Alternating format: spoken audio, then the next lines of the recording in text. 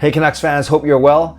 I'm here to break down all of the goals from the Vancouver Canucks 3-2 overtime victory over their Pacific Division rival Los Angeles Kings. First goal breakdown video I've done in 3 weeks or so, because the Canucks had that 2-week break.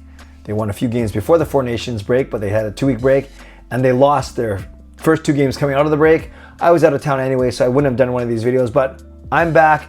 Canucks are back in the win column. Quinn Hughes is back. Everyone's back. Let's break down this game. And we start off in the first period, obviously, and a great chance for the Canucks halfway through.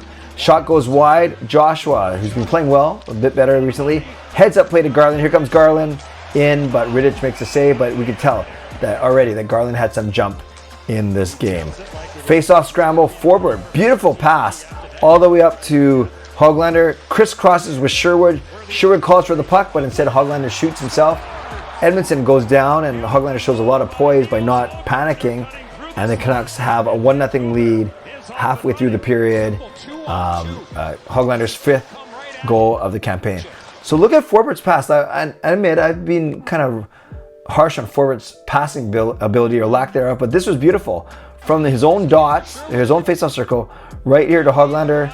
They make sure they don't go offside, and then Sherwood crosses over, basically picks this guy, and then Edmondson, I don't know what he's doing. He should have saw that cross was coming. He should have stayed more in the middle, but instead he slides, he falls down, and Hoglander has the wherewithal to avoid these 2 Kings back checkers and snap the puck far side past Rittich. I don't like the way Rittich slid over. Well, I like it for the Canucks, but I don't think that was the best play.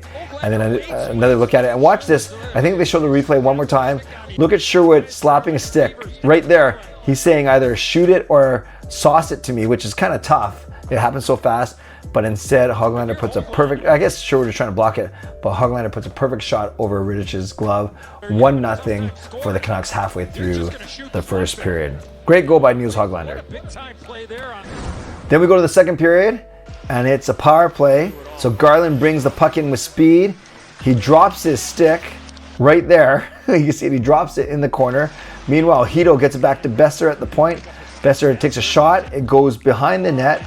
Joshua to Hito. And look how open Garland is in the middle. They all forgot about him. Kind of like how they forgot about McDavid in the Four Nations final. And a beautiful backhand pass from Hito to Garland. Garland scores as he's getting mauled by Anderson. He gets up a little bit wearily, but he's fine. He's happy. And the Canucks are now up 2-0, and this is on a power play. So look at all those Canucks fans. So let's see what happens here. So there's Garland, takes the hit to make the play, and then Hito's there to pick it up, gets it back to Besser. Besser shoots it. A great deflection by Hito, but it actually misses the net, but then it pops out the other side. And that's the key. So Joshua, Joshua could have curled in here, but probably not the smartest play. Just gives it to Hito, and then now they're outnumbering the Kings, 3-2 down low. Hito, he looks right there, and he sees, what the heck? Why is Conor Garland so open? Beautiful backhand pass, and Garland, just like Hoglander is fighting off the 2 Kings back checkers in the first Canucks goal, Garland fights off Anderson and puts it past Rittich, also to his glove side, make it 2-0 for the Vancouver Canucks. Beautiful pass there from Hito to Conor Garland, and Garland makes no mistake. There we go. Third period, now the Kings mount their comeback.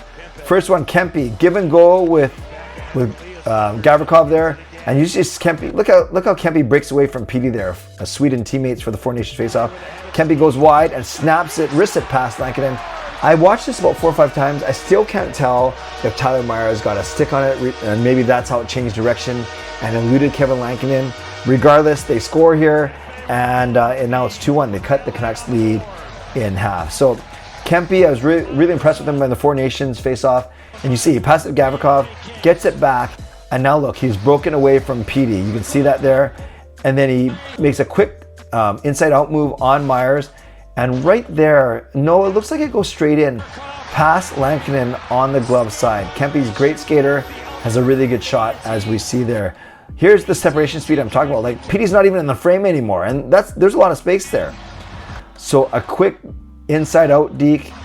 And yeah, look, yeah, that's a really good shot, actually. Skating one way, shooting across his body to the other side. And this is what I was looking at. Does Myers hit it? I don't think so. Maybe it just goes directly in. Great shot by Kempe. How many times are they going to show this goal? Oh no, there's another goal. So Jordan Spence misses the net. Then it's Fogle with a shot. Back to the point. Spence, one-timer, and Fogle tips it in. Now, we know the story here. The Canucks couldn't challenge for the high stick. It was close, but I don't think it was. And they didn't challenge for goal. They did challenge for goaltender interference, and that was not a successful challenge. And the Canucks usually are good with their challenges. Most video coaches are, but it was deemed that there was no goaltender interference. So let's see what happens here. So Spence brings it down, misses the net. It was actually blocked by DPD, but then it comes out the other side. There's a couple. Fogle takes that shot. Then there goes Spence. Remember, Spence was down here just now. Now he's up top. Takes the one-timer. Look, it's going wide, so I don't know if that was a bad shot or if that was on purpose, but then Fogle tips it in. Beautiful tip by Fogle. So there it goes. One-timer. Oh, no, that's why. It's because he was getting pressured by Suter.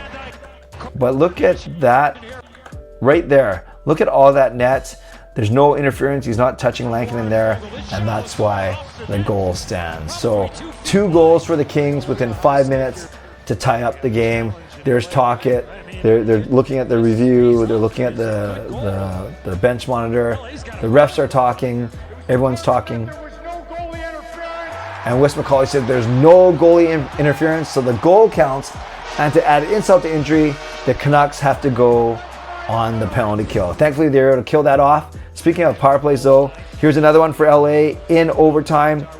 Kempe, great one-timer, but it hits the post behind Kevin Lankinen, just an inch or two away from ending the game. And then the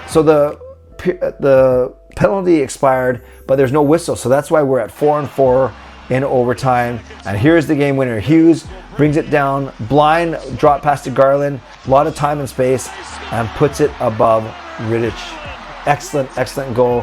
The Canucks get the 2 points, Kings get 1, but I'm glad that we are the team getting the 2 points. Let's see what happens on this game-winning goal. Look how happy everyone is. Look at all the Canucks fans. So here it goes. It is actually a nice pass from Hedl. Hedl had a great game. Hedl and Garland had great games. Look at Hughes. Draws this guy, draws the attention of all these guys. Look, all these Kings have to respect how good Quinn Hughes is. And that's why Garland has all this space when he retrieves the puck off the boards and he just snaps it over Rittich's right shoulder. Great play by Hughes. Look at this. Hughes draws Fogle down. Hedl's driving. So there's all 4 Kings are within the same area. Actually, I want to show you that on this one. It's probably easier to see. Look on this replay. Hughes basically has the attention of all 4 Kings. The guy who's checking him, well, okay, this guy's got Hedl, but look at these 2 guys. They're watching Hughes, and that's why, like I said, that's why Conor Garland is so wide open. Love the fist pump or the pose he does after. So Hughes, once again, he's so smart, and he knows where every single player is, and he finds Garland in the perfect spot, and Garland puts a perfect shot past David Rittich. They're all shocked. And here's one last look at the goal. Conor Garland, beautiful shot over Rittich's shoulder. By the way, I think I've spent the whole video calling him David Rittich, and I should have been saying David Rittich. Doesn't matter. The Canucks beat Rittich, David, that guy. Conor Garland beats him twice, including the game winner in overtime, and the Canucks are back in the win column. So very happy to be back home, happy to be back doing these goal reviews, because I'm only doing them when the Canucks win. And the Canucks did that tonight, once again, to regain the second wild card spot. Canucks fans, let me know what you thought about my goal review. What highlights stood out to you and why? Is there something that I pointed out to you that you did not see? Is there something that I missed that you want to point out to me? Hey, that rhymed. Let me know. Put it in the comments below. Shout out to my sponsors, Van City Experts Real Estate, Coach Patrick Liu, weight loss coach.